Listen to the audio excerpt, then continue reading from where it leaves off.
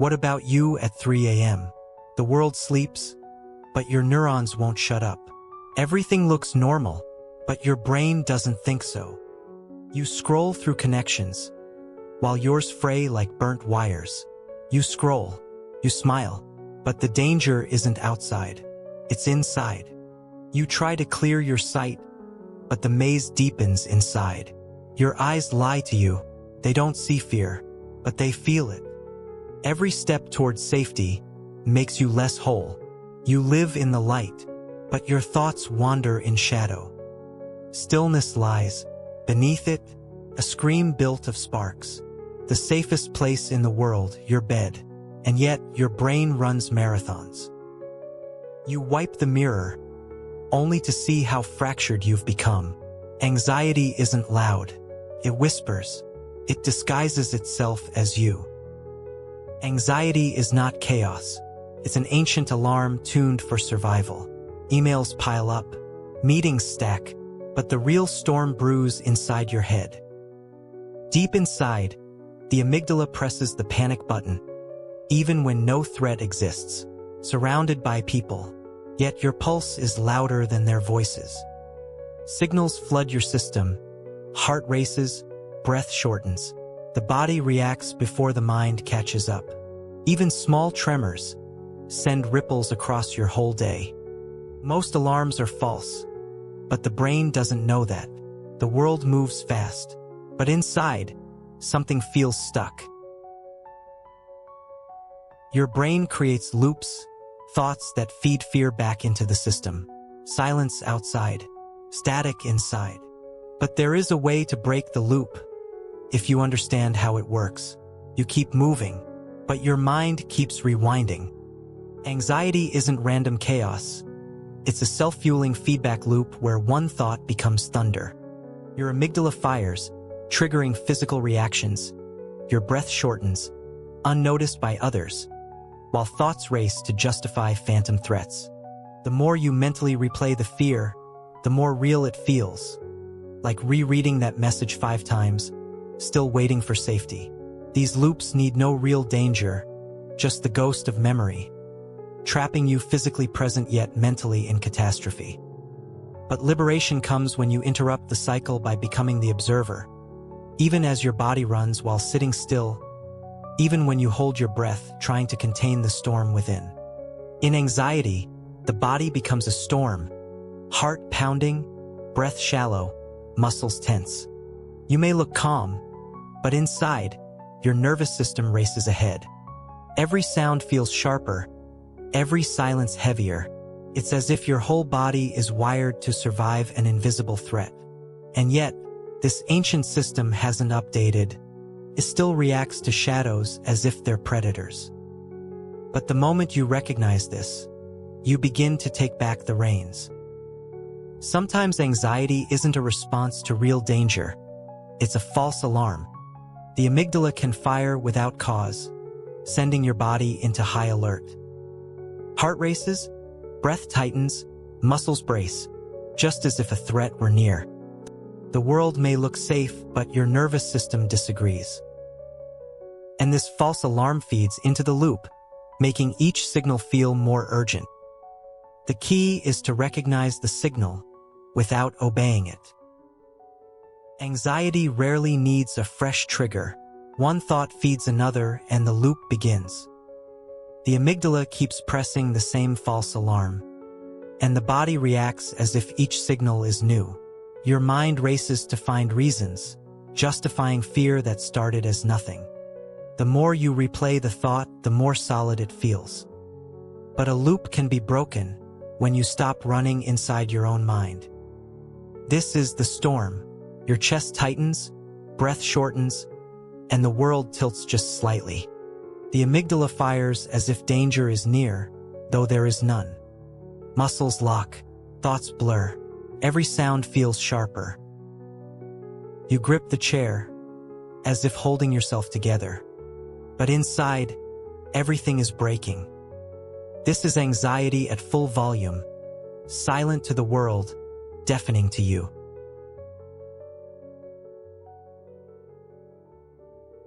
You've seen the loop, You felt it hijack your breath, distort your thoughts, trap your body in a storm you can't explain. But now, we interrupt it. You are not your anxiety. It's a loop, yes, but it's not you. And the first tool? Naming. Not just, I feel anxious. Anxiety is a veil. Beneath it hides the real fear. And to begin healing, we must name that fear. Is it fear of rejection? Fear of disappearing? Fear of not being enough? Say it aloud. I fear being forgotten. Or, I fear being seen. When you name it, the fog shifts. The loop weakens. The shadow starts to blush under the light.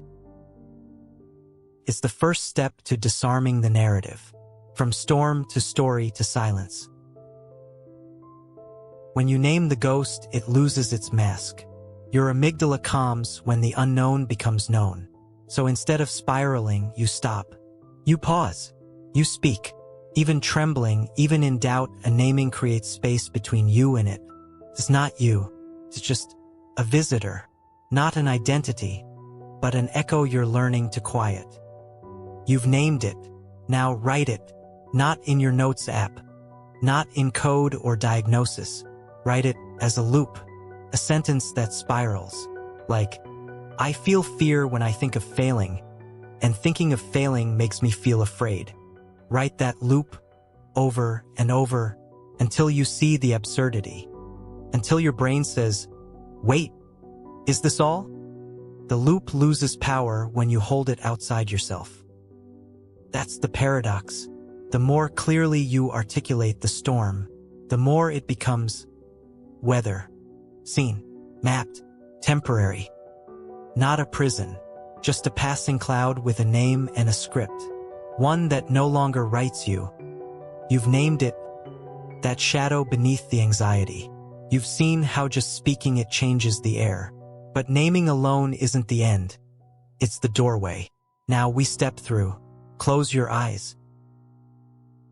Picture the loop as a moving shape, a spinning wheel, a storm, a tightening knot. See it without running from it. Instead of feeding it thoughts, just watch it. And here's your quick exercise. Right now, pause. Breathe in for 4, hold for 4, out for 6.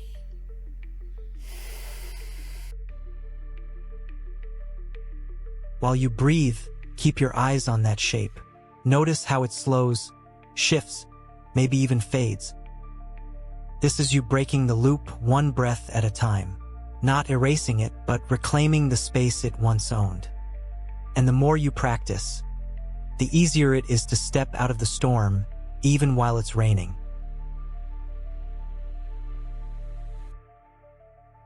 You've named the fear. You've written the loop. You've breathed through the storm. Now you rewrite the story. Anxiety survives by telling you one version of events. You're not safe. You will fail. It's all your fault. But what if that voice was just an unreliable narrator? The same way a nightmare feels real until you wake up. Take the thought that fuels the loop and flip it. I will fail becomes I might learn. I'm not enough becomes I am growing. This isn't fake optimism. It's giving your brain another lens. And when you practice reframing, you're not denying the storm, you're steering through it until you realize the thunder was only an echo. You've reframed the thought, but when the loop tries to pull you back, you need something solid, an anchor. The present moment is your harbor. Not the past you replay, not the future you fear. Look around you now. Find one thing you can see in detail, one sound you can hear clearly, one texture you can feel with your hands. As you name each, your mind has less room for the loop. You trade imagined storms for tangible ground. This is not escape, it's a return. A reminder that right here, in this breath, you are not drowning. You are safe enough to notice the color of the light, the weight of the chair, the rhythm of your own heartbeat. and each time you anchor, the loop loses another chain. You've reframed the storm. Now you anchor yourself in the calm that's already here. Look around you. Name 5 things you can see. 4 things you can touch. 3 you can hear. 2 you can smell.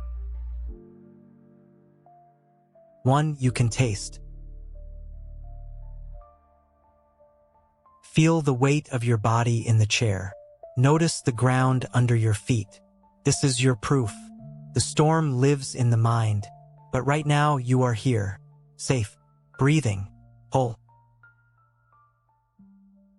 And the more you return to this moment, the weaker the loop becomes until one day, can't find you anymore. You've walked through the storm, naming its shadows, seeing its loops, breathing in its eye, and rewriting the story it tried to tell. This journey was never about removing the rain, but about learning how to dance beneath it. So the next time anxiety whispers, remember, you've met it before, and you know the steps. Every breath, every thought reframed, every moment you chose presence over panic. They've built a strength you carry now, not the absence of fear, but the quiet confidence to move forward with it. And here you are, still breathing, still standing. The storm has passed, not because it disappeared, but because you learned to walk with it. Carry this calm with you. Let it remind you, you've been here before, and you found your way out. Until the next sunrise, keep walking. If this journey through anxiety helped you, hit subscribe. In the next episode, we will talk about how to teach your body you're safe, interoception, CO2 tolerance, and HRV. And share in the comments, what metaphor did you use today to turn your anxiety into strength? And remember, every new subscription funds a minute of research for future episodes. Your brain is plastic, meaning it can reshape itself.